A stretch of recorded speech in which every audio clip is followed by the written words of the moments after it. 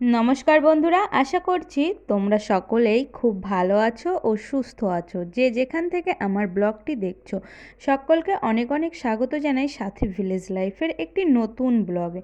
সকালবেলাতে যে যার মতন কাজে আর কি শুরু করে দিয়েছে। ওইদিকে প্রথমেই দেখতে পেলে আমার বৌদি নারকোলের পাতা তুলছে, অনুসোনা হেঁটে বেড়াচ্ছে, আর এইদিকে দেখো মা বড় মা দুজনে মিলেই বিচুলি বাজছে, আর বাবা ওই যে আর কি বিচুলি পালা দিচ্ছে পালার ওপরে।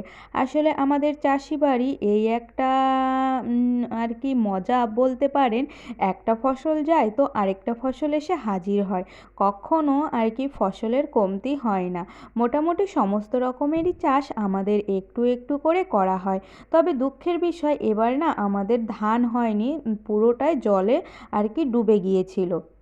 না হলেও কম করেও ওই 2.5 থেকে 3 বিঘেতে ধান থাকতো।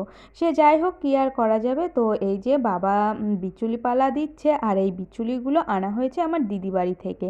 তো মা বড় মা নিচ থেকে সাজিয়ে দিচ্ছিল, আর বাবা পালার ওপরে উঠে দিচ্ছিল। আর এইদিকে দেখো দাদা আবার বাজার করে নিয়ে এসেছে।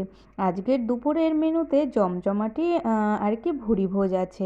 তো এই যে সবাই যেহেতু ওইদিকে কাজে ব্যস্ত আছে, সেই কারণে মাছ মাংস ধোয়ার দায়িত্বটা আজ আমার ঘাড়ে এসেই পড়েছে। তো চলুন, এই যে দেখো দাদা বাজারের থেকে লাল লাল মাটন নিয়ে এসেছে। তো তো এগুলোকে এখন ধুয়ে পরিষ্কার করে আনতে হবে আমাকে। তো মাটন খেতে কে কে ভালোবাসো অবশ্যই কমেন্ট করে জানিয়ে যেও। দেখো এটা অনেকক্ষণ বাদে এখানে ওই 500-600 মতন চিংড়ি মাছ ছিল। তবে এটাকে ধুয়ে পরিষ্কার করে আনতে আমার না হলেও 45 মিনিট সময় একদম লেগে গিয়েছে। তবে মা কিন্তু ভালো একটা রিভিউ দিয়েছে। মা বলেছিল যে মায়ের থেকেও নাকি ভালো সুন্দর করে পরিষ্কারটা করা হয়েছে, আর বেশ ভালো করেই কেটেছি। সে যাই হোক, এখন এই চিংড়ি মাছগুলোকে আজকে আর রান্না করা হবে না, যেহেতু খাসির মাংস চিংড়ি মাছ দুটোই খাওয়া তেমন ভালো নয়, সেই জন্য আজকে চিংড়ি মাছটাকে রেখে দেওয়া হবে। তো সেই কারণে আমি এই যে বক্সে ভরে রেখে দিচ্ছি এখন ফ্রিজে, এটা কালকে রান্না হবে।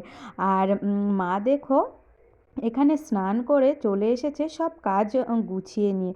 আমি ওইদিকে পেঁয়াজ রসুনগুলো ছাড়িয়ে দিয়েছিলাম, আর মা এখন পাটাতে আর কি মশলা বেটে নিচ্ছে। এই শিলে বাটা মশলার টেস্ট অন্যরকমই হয়। তো এই যে মা এখানে কিছু মশলা মাখিয়ে রেখে দিয়েছে, আর ওইদিকে আরও কিছু মশলা আর কি বাটতে বাকি ছিল, সেগুলোকেই বেটে নিচ্ছে। এখন মা রান্না করবে। যাই হোক, এই যে কথা বলতে বলতে মায়ের রান্নাও হয়ে গেছে, আর হাঁড়িতে করেই রান্না করা হয়েছে। এর আগে আমাদের প্রেশার কুকারে করে রান্না করা হতো, কিন্তু প্রেশার কুকারের থেকে হাঁড়িতে মাংসটা বেশি টেস্ট হয়। তো বাবাকে এইদিকে খেতে দিয়ে দিয়েছি, আর এই যে আমিও আর কি থালাতে সকলের জন্য বেড়ে নিয়েছি। বাবা যেহেতু সাদা পোলাওটা খাবে না, সেই কারণে এমনি প্লেন রাইস দিয়েই দিয়েছিলাম। তো কে কে এই বাসন্তী পোলাও বা ফ্রায়েড রাইসের থেকে হোয়াইট পোলাওটা বেশি ভালোবাসো অবশ্যই কমেন্ট করে জানিয়ে যেও। তো আজকের দুপুরের জমজমাটি খাবারের মেনুতে ছিল গরম গরম খাসির মাংসের ঝোল, আর এইদিকে বাসমতি চালের সাদা পোলাও। তো একেবারে আর কি সিম্পল, কিন্তু তার ভেতরে আবার অনেক টেস্টফুল হয়েছিল। দুপুরে খাওয়া দাওয়া করেছি, আর রান্নাটাও ভীষণ সুন্দর হয়েছিল। এইদিকে দেখো মা এই বিকালবেলাতে ভুট্টা গাছ লাগাতে এসেছি আমরা মাঠে। তো দিদি বাড়ি থেকে কিছু ভুট্টার আর কি বীজ দিয়েছে, সেগুলোকে মা এখন এখানে লাগাচ্ছে। আর মা যেহেতু একা একা আসছিল, তো আমাকে বলল চল, তো দুজনে মিলে বিকালবেলাতে চলে আসলাম মাঠে। আর এই যে দেখো শীতের সময় মাঠে এখন ধান কাটা চলছে, নতুন ধান উঠেছে। এইদিকে কিছু কেটে রাখা ধানও আছে, এগুলোকে বাঁধা হয়ে গেছে, আর এখন আর কি বাড়ি নিয়ে যাওয়ার পালা।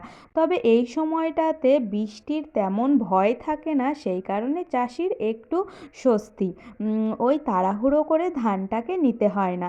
তবে সামনে শুনছি আবার নিম্নচাপ আছে, সেই কারণেই হয়তো আগে আগে গুছিয়ে যতটা নিয়ে পারা যায়। তো এবারের এই যে মাঠ ভর্তি ধান, আর ধানটাও নাকি অনেক ভালো হয়েছে। আর অগ্রহায়ণ মাস যেহেতু, এইদিকে রবি শস্য বোনাও হয়ে গেছে, অনেকটা বড়ও হয়ে গেছে। আর কদিন পরে এই জমিটা হলুদ ফুলে ভরে যাবে, তখন দেখতে আরও বেশি সুন্দর লাগবে। আর এই দিকে দেখো আরেকটা ধান গাছ, এইটা এখনও আর কি কাটা হয়নি, তবে 2-1 দিনের মধ্যেই মনে হচ্ছে কেটে দেবে। তো এই যে ধানগুলো এখন এরকম অবস্থাতে আছে, আর কদিন পরে কত মানুষের মুখে খাবারের জন্য চাল প্রস্তুত হয়ে যাবে। সেই কারণে আর কি দেশের চাষিদের আর কি অনেক অনেক ধন্যবাদ। তো এই যে যত কষ্ট করা এই খাওয়ার জন্য, আর সেই সোনার ফসলটা কিন্তু চাষিরাই আর কি ফলিয়ে থাকে। তো সকলের কাজের আর কি যেমন সম্মান আছে, তেমনি চাষের কাজেও অনেক অনেক সম্মান, সেটা আমি মনে করি। দেশের সবথেকে রিয়েল হিরো চাষি আর সৈনিক আর কি সৈনিকেরা। তো সব কিছু মিলিয়ে এভাবেই সাজিয়েছিলাম ব্লগটি। তোমাদের কেমন লাগলো তা অবশ্যই জানিও। ব্লগের কোথাও যদি এতটুকুও ভালো লেগে থাকে তাহলে একটি লাইক করে দিও। নতুন বন্ধু হলে সঙ্গে থেকো। আবারও খুব শিগগিরই দেখা হবে।